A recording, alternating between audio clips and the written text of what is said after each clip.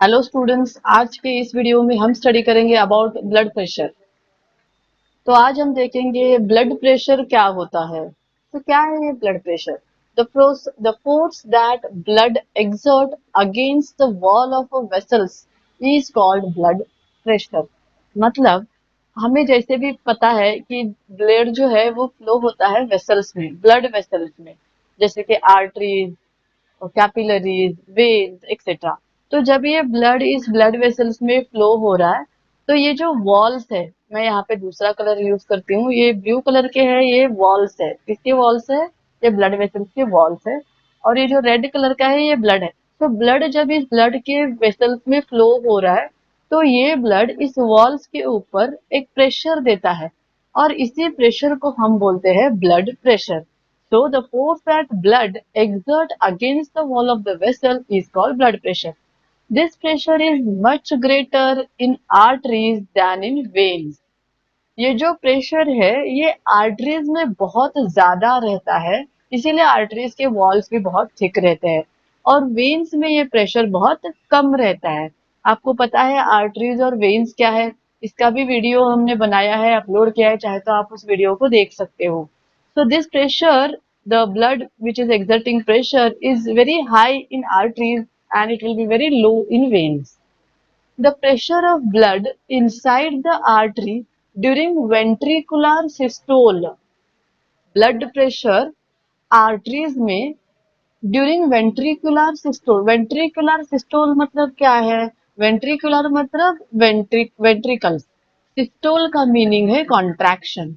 तो जब हमारे वेंट्रिकल्स कॉन्ट्रैक्ट होते हैं, तब जो प्रेशर ब्लड इस आर्टरी के ऊपर देता है, उसको हम बोलते हैं सिस्टोलिक प्रेशर।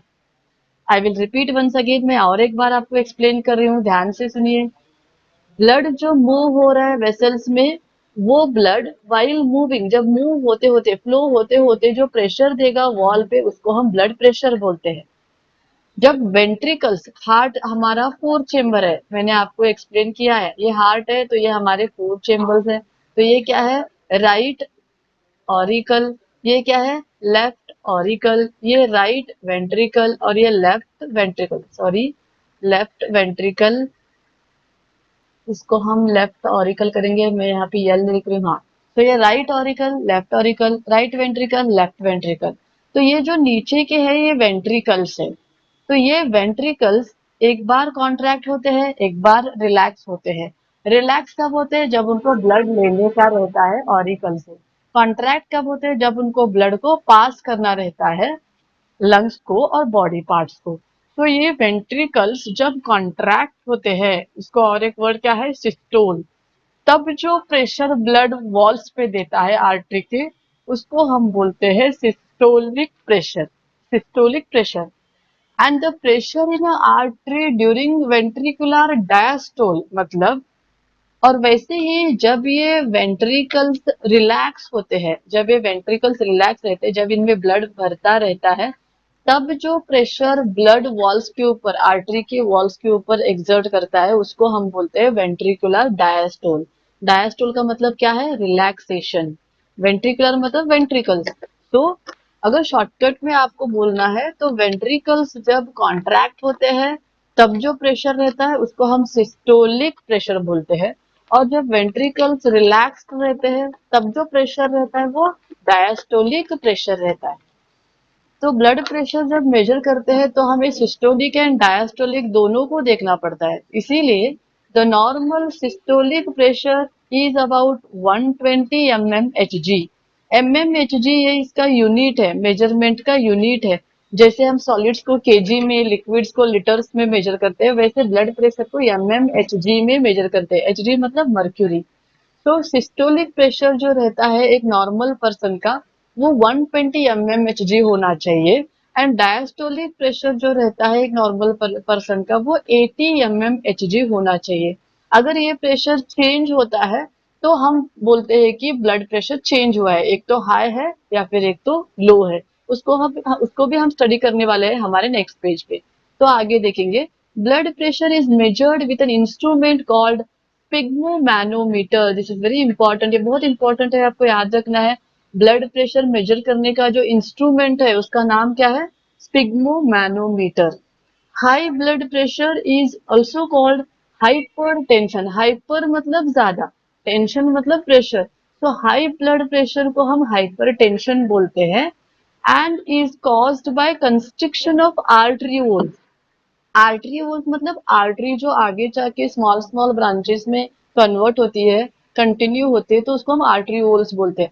तो कंस्ट्रिक्शन, कंस्ट्रिक्शन मतलब नैरो होना, छोटा होना, कंस्ट्रिक्ट होना, ब्लड को ज्यादा फ्लो होने के लिए नहीं देता, वो बहुत रेजिस्ट करता है ब्लड को।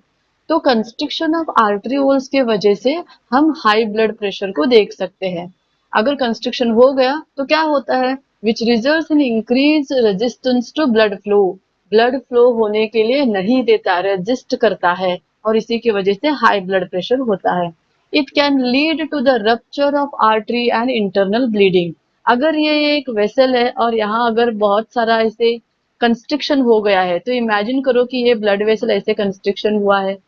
एक मिनट में दूसरा कलर यूज करती हूँ ड्रॉ करने के लिए। तो ये ब्लू कलर के जो है वो हमारे ब्लड वेसल्स है, तो यहाँ पे देख सकते हैं, तो ऐसे स्वेल होके कंस्ट्रिक्शन हुआ है, तो इन दोनों के बीच में जगह बहुत कम है, तो अगर यहाँ से ब्लड जा रहा है तो ब्लड उतना फ्लो नहीं होता, तो ब्लड क्या करता है? ज्यादा प्रेशर देने की कोशिश करता है फ्लो होने के लिए। तो ज्यादा प्रेशर देने की वजह से ये जो वेसल है ये रप्चर हो सकता है, और अगर रप्चर हो गया, कट हो गया, तो ब्लड यहाँ से बाहर आ जाएगा।